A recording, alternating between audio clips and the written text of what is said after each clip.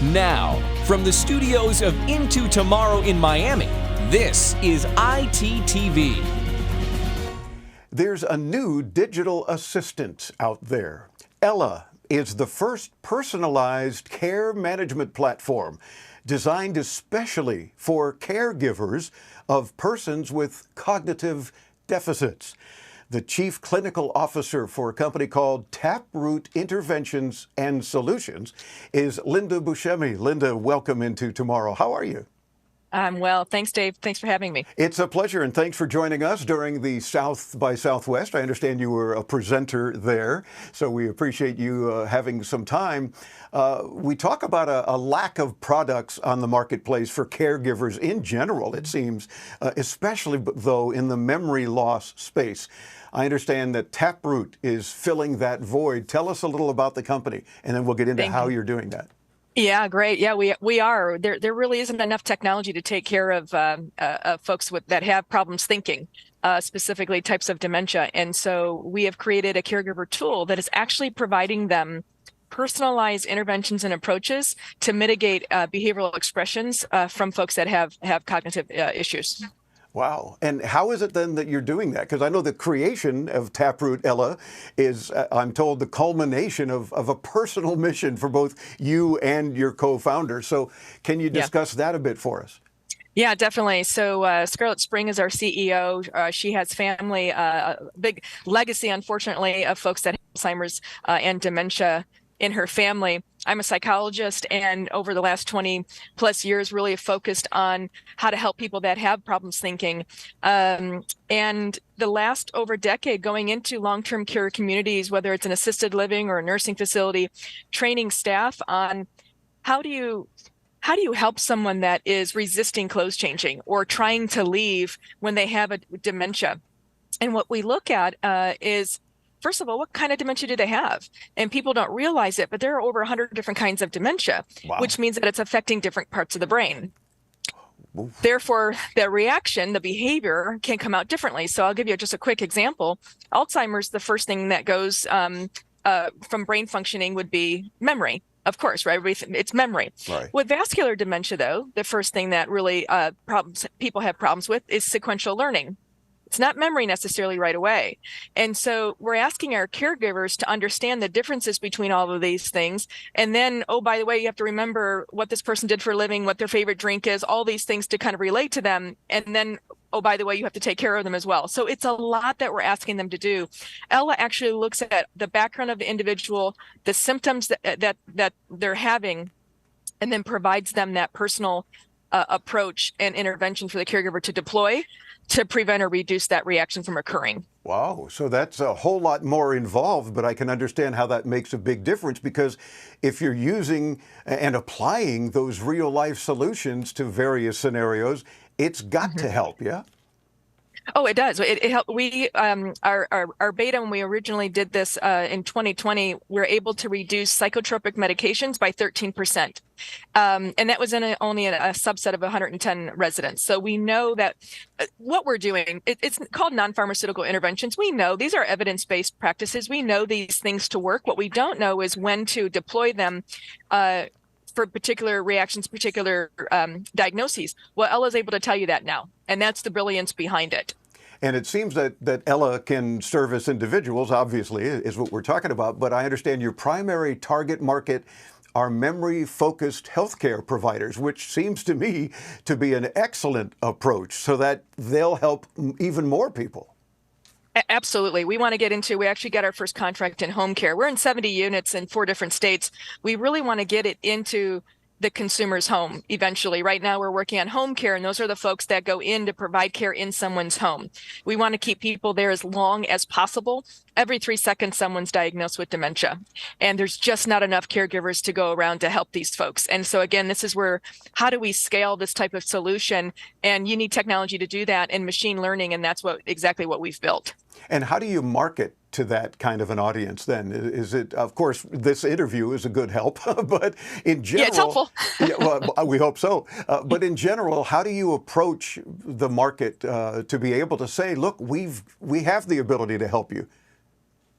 Yeah, so we reach out to, we go to different trade shows right now. We're it's not a typical marketing deployment where you just send emails. This industry is very they're overwhelmed. Especially when COVID occurred and they got shut down and nobody would go in and out. Caregivers were getting it and there were shortages.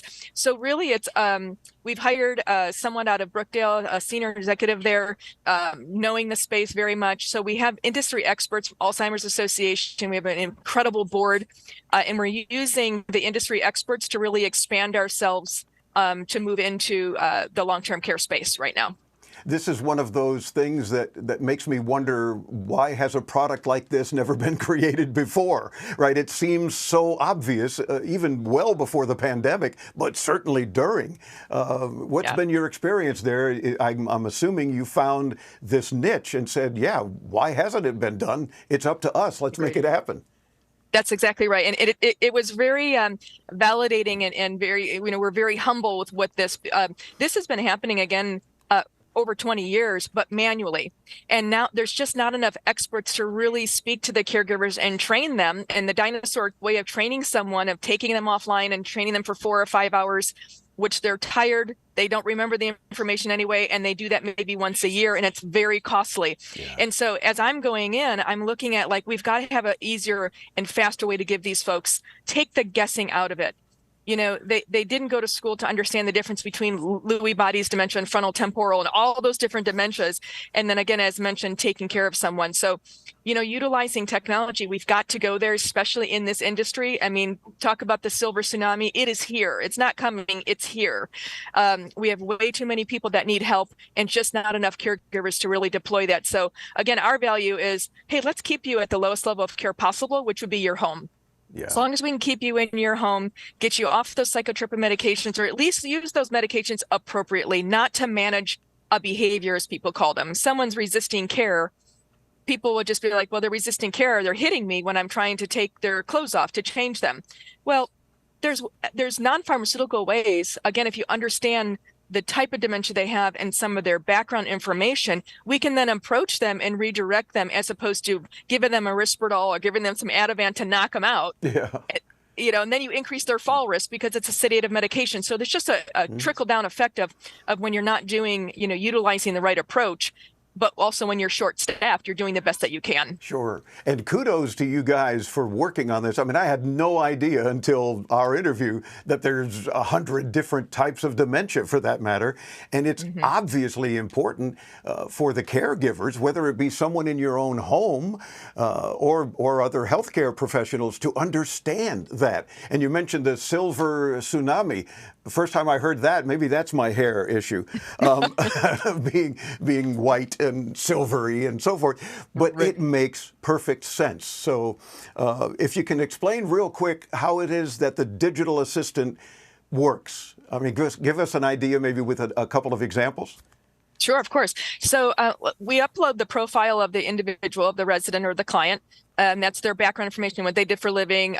Most communities, most folks that take care of others have an intake form. We actually call it the Who I Am. It's 7 pages. It's pretty lengthy. Wow. But the more we know about someone, the better. And that includes all of their diagnosis, their history of their ailments, things like that.